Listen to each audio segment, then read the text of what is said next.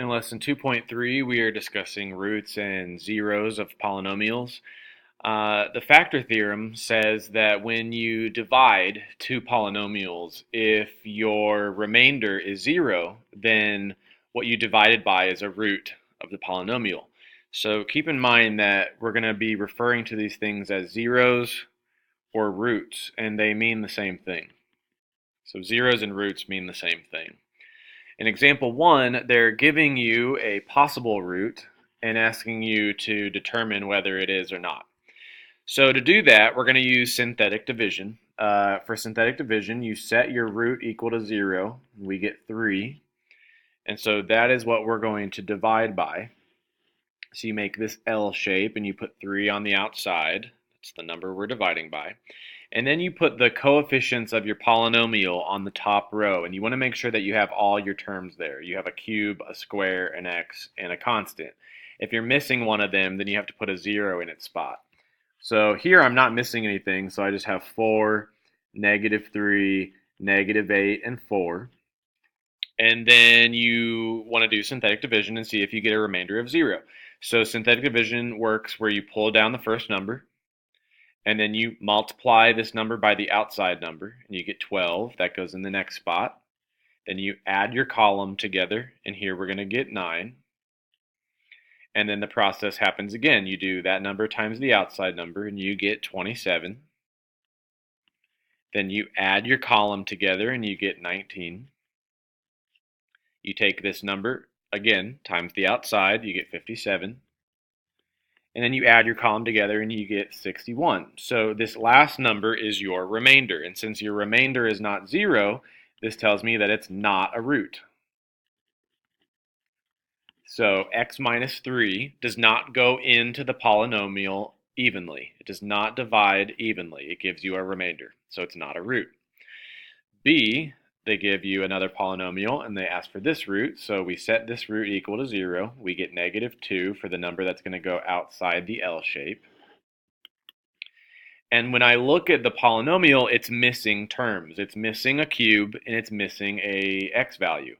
So that means there's going to be zeros in those spots. So when we fill out our numbers here, it's going to be 4, then 0 because we're missing our cube, -15 for the squared, 0 for the x, and then -4 is your constant. And so we go down to synthetic division. So the first number to come down is 4. Then you multiply by the outside, you get -8. You add your column, you get -8. Multiply by the outside, you get +16. Add your row to, or add your column together, you get 1. Multiply by the outside, you get -2. Add the column together, you get -2. Multiply by the outside number, you get +4. And when you add this column, you get 0.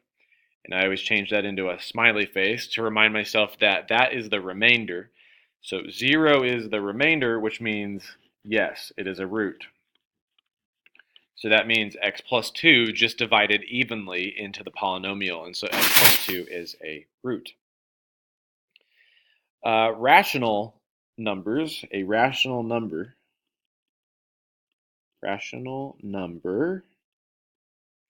is any number we can write as a fraction. So I've got 2/3 and 1/5 in parentheses here, referring to rational numbers, but I also have 5 and -2 because they can be written with a 1 on the bottom.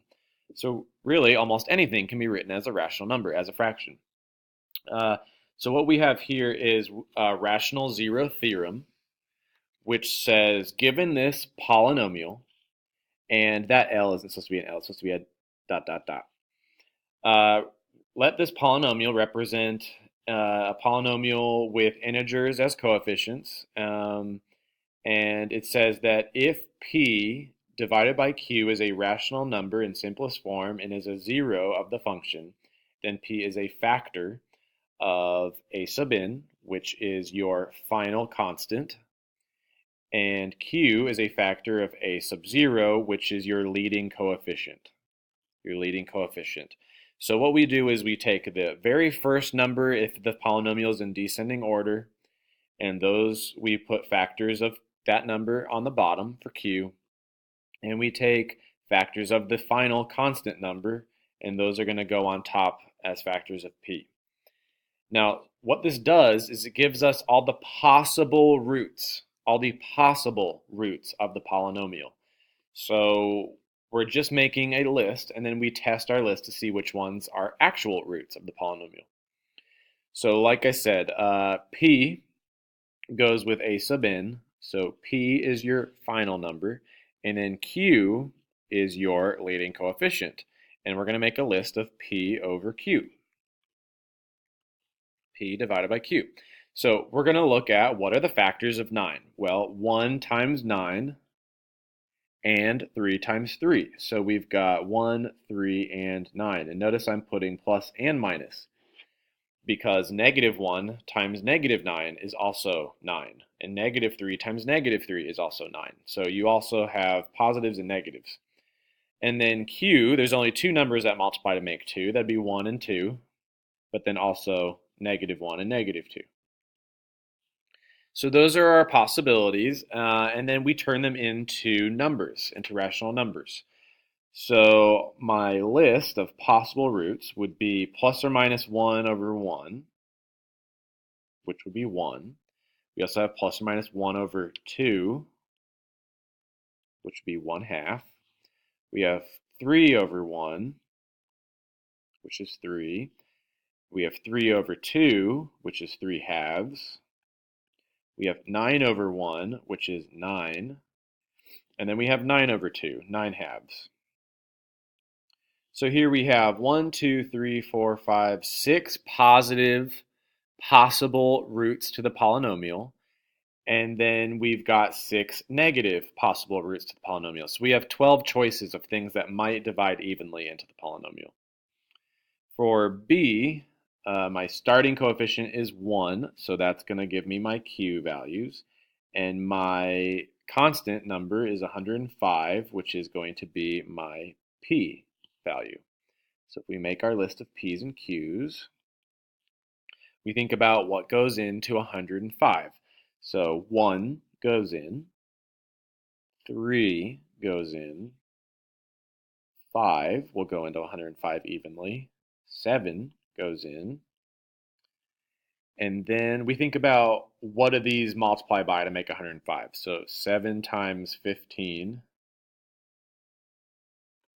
5 times 21,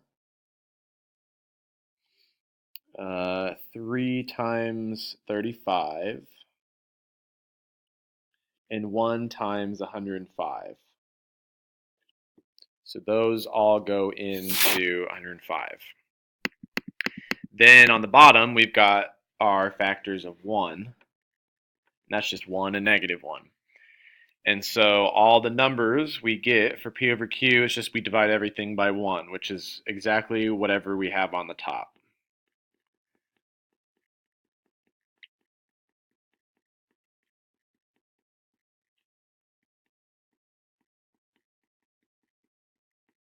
So we've got 1, 2, 3, 4, 5, 6, 7, 8. So we've got 16 possibilities here because we've got, excuse me, we've the positive ones and then we've got all the negative ones. So what we do in these problems is we have a polynomial and they're going to ask for the zeros or the roots of the polynomial. So every problem starts by making this list of what's possible. And then we test our list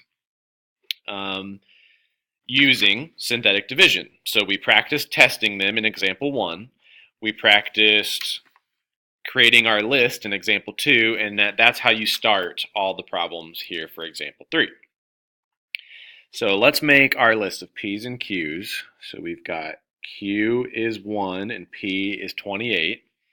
So my p over q would be, since everything's divided by 1, we just can imagine that 1's on the bottom. And we've got all our factors of 28. And what goes into 28? Well, 1 goes in, 2 goes in, 4, 7, 14, and 28. Those are all factors of 28. So these are my possibilities. I've got 12 numbers to test. And how do we test them? we use synthetic division and see if we're going to get a remainder of 0. So let's start with positive 1, just because it's the first number in my list. So if I start with positive 1 on the outside, I want to see if I get remainder 0.